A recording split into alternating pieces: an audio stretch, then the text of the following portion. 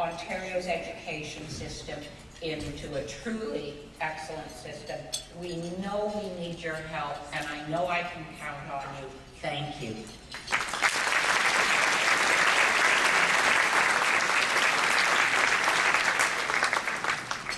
Thank you kindly, Minister Sandals, for being here tonight. We really appreciate you taking the time to join us this evening, and the Learning Partnership looks forward to working with you and helping you move from great to excellent. And we know under your leadership, Ontario is going to move forward fast. Thank you. Ladies and gentlemen, if you haven't already done so, please do enjoy your salad course as we begin we continue with our program this evening. And I'm very pleased that in a few moments I'm going to be introducing you to a few students from the Learning Partnerships programs. But I'd like to tell you first about our I-Cubed program. This program is Investigate, Invent, Innovate. It's a program that requires students to identify a problem and come up with a solution. Currently, it's run for grades 6, 7, and 8 students in 3 provinces, and since its inception, we've had more than 44,000 young people benefit from this program. At the end of the experience, the students have the opportunity to participate in invention conventions, and I'd like to take you now to the Invention Convention in Edmonton that happened a couple of weeks ago by way of this CBC News clip. Well, you've got to be pretty creative to come up with a useful invention. And creativity is exactly what was on display by our city's grade 7 and 8 students today. They were part of the Invention Convention. Lisa McGregor took a look. Kids are learning the essential skills to be ready for the competitive global economy by inventing. This is a cocoa cooler. This helps chocolate keep cool while it is getting hot. You need to be a great observer.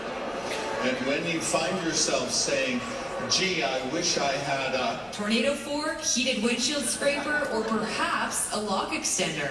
I've had about 4 or 5 bike helmets stolen just from leaving them on my bike when I went in to go get a slushy. It's to encourage students to pursue a science and technology career, and it's never too early to be an entrepreneur. One guy actually offered us a startup loan. I suggest to the kids that they patent that idea. That's their intellectual property. That they consider going on Dragon's Den. Because inventions have no boundaries. We've asked them to solve some issue in their life. Like this watch with cologne. Kids are bringing their imagination to life for everyday use. And guys, if you're ever running late on a date, this invention's for you. Some are simple ideas that nobody's thought of. When your hands are full, you just step here and it releases the door. The Door-O-Matic would be useful in a lot of places. Like in nursing homes where people have their arms full and are maybe disabled. Other inventions are quite complex. This is an amplifier that we redesigned so that it could be able to clamp onto a guitar, so that when you're at home practicing, you don't have to plug into a big amplifier and just get stuck in one place. If we ever have like an event and we can't bring things, this is another alternative. They're meeting the Alberta curriculum in a different way. And the program mines the creative genius of young kids. Lisa McGregor, CBC News, Edmonton. Wow, looks like there's a lot of kids there. A lot of kids and a lot of ideas. Did Dragon's Den have a bunch of teenagers? I'm not sure they did. I think they did, yeah. So maybe some of these kids will be in Dragon's Den sometime soon. Absolutely. A lot of those ideas could be very successful. Good luck. What a wonderful clip that was, and it took you right there to the Invention Convention. I'm delighted to introduce to you a few students that are here with their inventions. And I have with me Pooja. All of these students are from Dr. Marion Hilliard Senior Public School. Pooja, can you tell me what the problem was that you and your group identified? Well, our problem was there were too many people getting pickpocketed, especially people are getting robbed by special and valuable equipment, which, well, I don't know how to explain it, but... So the problem was you wanted something to carry valuable materials in. So what did you come up with? We came up with a shock it, which is a little pocket. A shock it? Yes, the shock it is, well, it's a shock it, and the definition is the S-H-O stands for a shoe, and the kit stands for a pocket, which together is a shacket. So it's a pocket in your sock. Actually, it's in a shoe. In a shoe. Okay, great. And you have a prototype here with you. It looks like it has Velcro on one side that you can put on the inside of your shoe. Tell us a little more about it. Well, we put Velcro at the back so it would stick on your shoe. It has some plastic on top so none of your valuables would be able to get wet or ruined. And it has a little a Velcro on top so it could seal properly and nothing could get wet. Wonderful. Did you have fun doing this project? Yes, it was. I enjoyed it. What did you like about it? I liked about it that I could make something I could express myself in a way that I could show what I can do in my skills and my personality. Wonderful. Thank you very much for bringing that here and sharing your invention.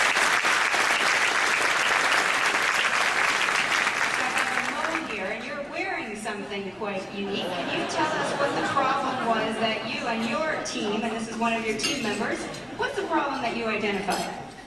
Our problem was that, well, I like reading in the dark, but when my parents off the light, I don't want to on the light again. So I want to read a book.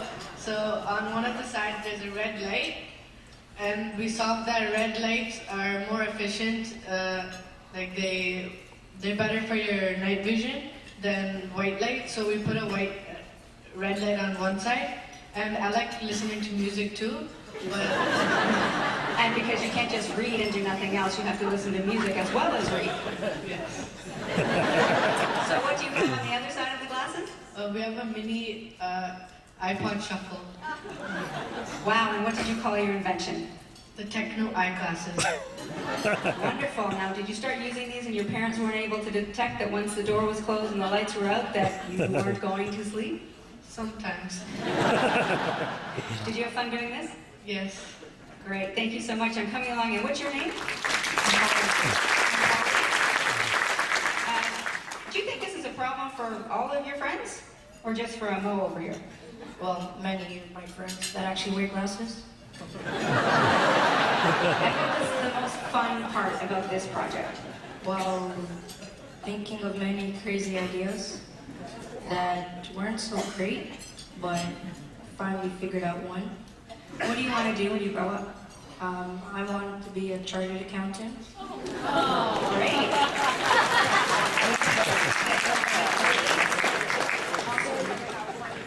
And what did you learn through the experience? That anything's possible. Great, wonderful. Thank you for being here. And lastly, I have Sabra. Sabra, tell us what the problem was that your group identified. So we have the butter stick, and in the mornings when you're rushed to work or school, you just want to not like take a knife and wash it or like spread it on the bread. So you just take, it's like a glue stick, just twist it up and spread it.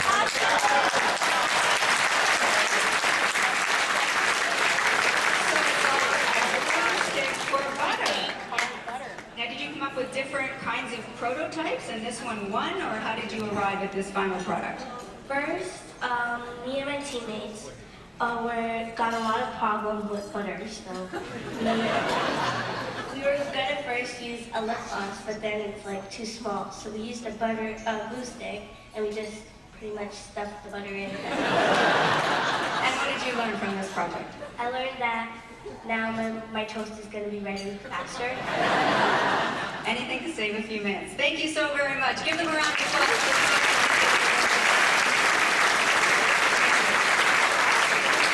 Next, I would like to tell you about one of our other programs called Entrepreneurial Adventure. This program is for grades 4 to 12 students, and it's run in 4 provinces. And we've had over 37,000 students participate in this program in the 17 years that we've been running it. It's a program that requires a class or group of students to come up with a business idea. And with the help of a business mentor that comes into their classroom and actually works with them and their teacher over the course of a few months, they actually have to create a business plan and bring this product or event or program to market. One of the things I love about this program is that any profits that are raised have to be donated to charity. So it has a social responsibility component as well.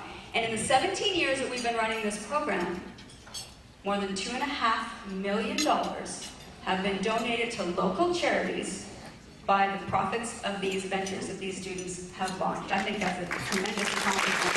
I think we have a few students here around I think I have Melissa and Matthew from St. Mark Catholic Elementary School and their business mentor, Sharon.